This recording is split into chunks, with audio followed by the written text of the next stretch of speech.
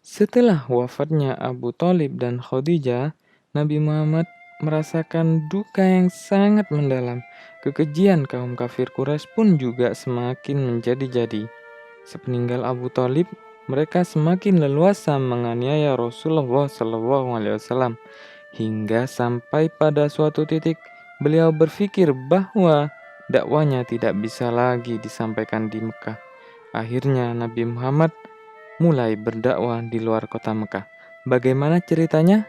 Yuk kita simak pelajaran 4, sejarah kebudayaan Islam. Namun sebelum itu jangan lupa subscribe, like, dan komen. Dan mari berdoa. Bismillahirrahmanirrahim. Raditu billahi rabba wa bil islami dina wa bi Muhammadin nabiyyan wa rasula. Rabbi zidni ilma warzuqni fahma. Amin ya rabbal alamin.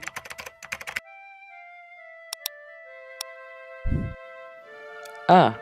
Kota Thaif. Thaif berada di tenggara kota Mekah yang berjarak kurang lebih sekitar 60 mil atau 90 km dari kota Mekah. Kota Thaif merupakan kota yang penting dalam sejarah Islam karena diceritakan dalam Al-Quran surat Az-Zukhruf ayat 31.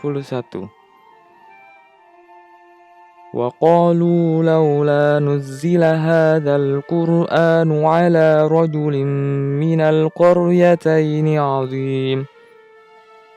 Dan mereka juga berkata, mengapa Al-Quran ini tidak diturunkan kepada orang besar, kaya dan berpengaruh dari salah satu dua negeri ini, Mekah dan Thaif. Diceritakan dalam ayat tersebut bahwa yang dimaksud Qaryataini adalah Mekah dan Thaif. Kota Thaif dianggap setara dengan kota Mekah dan merupakan salah satu kota yang diistimewakan oleh Allah. Pada waktu hijrah Nabi, Thaif didiami oleh penduduk Bani Saqif yang terdiri atas dua suku, yaitu Bani Ahlaf dan Bani Malik. Bani Ahlaf menguasai bidang diplomasi, militer, dan penyembahan berhala-berhala. Sementara Bani Malik menguasai bidang ekonomi dan pertanahan. B. Peristiwa hijrah ke Thaif.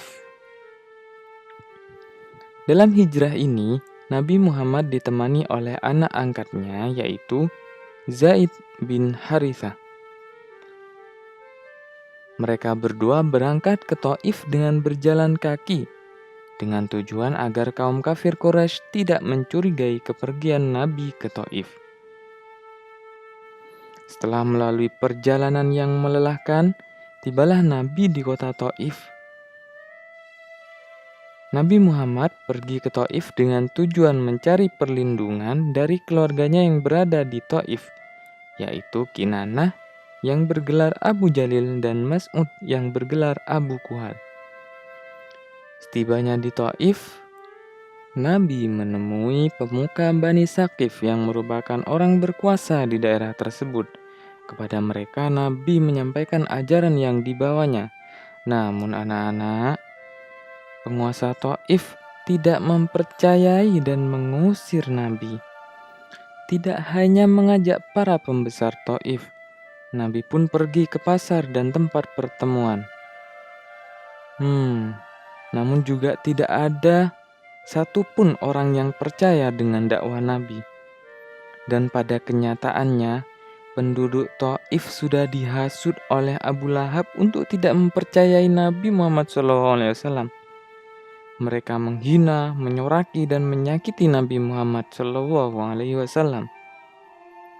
Dan di tengah perjalanan, tanpa diduga, Nabi dan Zaid dilempari batu oleh penduduk.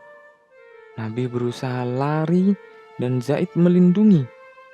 Namun usahanya tetap gagal yang berakibat Nabi dan Zaid berlumur darah.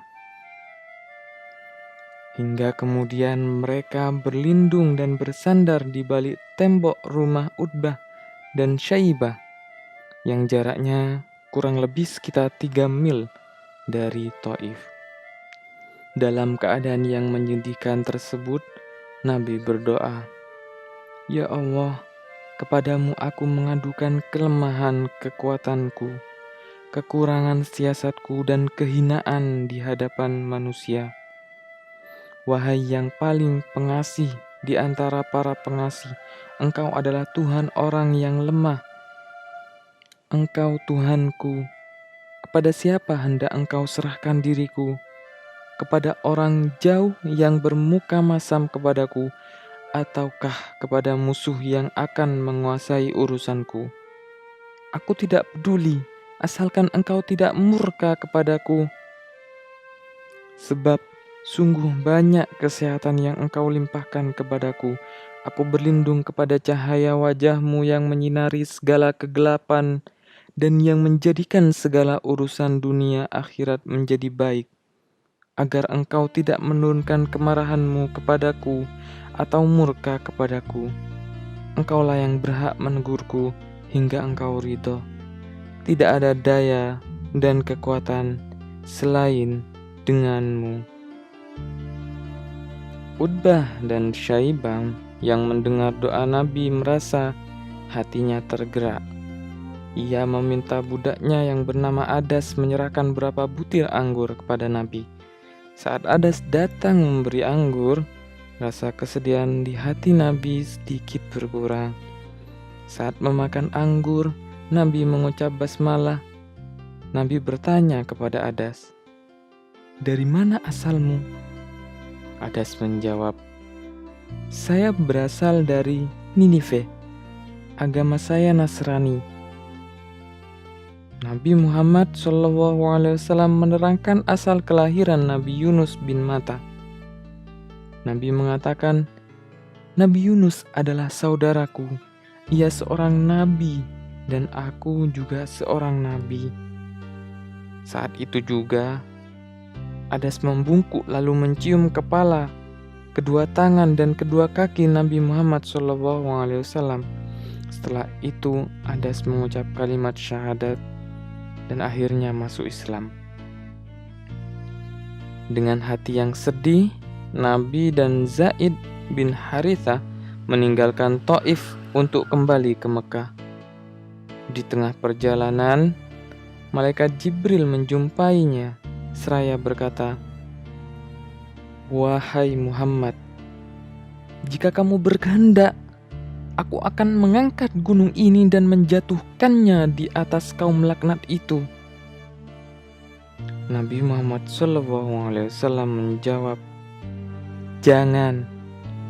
Aku berharap Allah Subhanahu wa Ta'ala mengeluarkan mereka dari penyembahan berhala kepada penyembahan Allah dan tidak menyekutukan sesuatu pun dengannya." Demikian kerendahan hati dan keluhuran budi Nabi Muhammad SAW. Beliau tetap memaafkan orang yang telah menyakiti dan memusuhinya.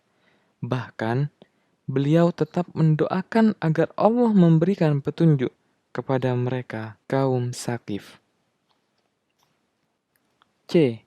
Sebab-sebab Nabi Muhammad SAW hijrah ke Taif. Hijrah Nabi ke Taif merupakan hijrah pertama dalam tujuan penyebaran agama Islam di luar kota Mekah. Penyebab Nabi Muhammad hijrah diantaranya adalah karena tekanan dan siksaan kaum kafir Quraisy terhadap Nabi sepeninggal Khadijah dan Abu Thalib. Kaum Quraisy sering mengganggu dan menyakiti Nabi. Mereka menganggap tidak ada lagi orang yang disegani yang melindungi Nabi. Kemudian Nabi hijrah ke Taif dengan tujuan menyebar Islam dengan tenang dan damai. Beliau berharap akan mendapat dukungan bantuan dari saudara-saudaranya yang ada di Taif. Namun kenyataannya berbeda. Beliau justru mendapat perlakuan yang tidak menyenangkan. Beliau dihina, dicela, bahkan dilempari batu hingga terluka. Hingga akhirnya Nabi kembali ke Mekah dengan perasaan yang amat sedih. Dalam perjalanan kembali dari Taif, Nabi tidak langsung pulang ke Mekah, anak-anak. Hal itu disebabkan jika beliau langsung ke Mekah, tidak ada lagi yang bisa melindungi beliau di Mekah. Beliau menuju Gua Hira untuk bersembunyi dan berlindung. Dari tempat persembunyiannya, beliau menghubungi orang-orang yang bisa melindunginya di dalam kota Mekah. Orang pertama yang dimintai tolong oleh Nabi yaitu Akhnas bin Syarik dari Bani Zuhrah. Akan tetapi, ia tidak bersedia memberi perlindungan. Setelah itu, Nabi mencoba meminta perlindungan kepada Suhel bin Amr dari Bani Amir. Namun ia juga menolak permohonan Nabi. Hingga akhirnya Mut'im bin Adi kepada Bani Naufal bersedia melindungi Nabi. Nabi Muhammad SAW kembali ke Mekah dan meneruskan dakwanya. Begitulah kisah hijrah Nabi ke Taif dan perjuangan dakwah beliau. Semoga kita bisa meneladani dan mengambil hikmah di balik kisah tersebut.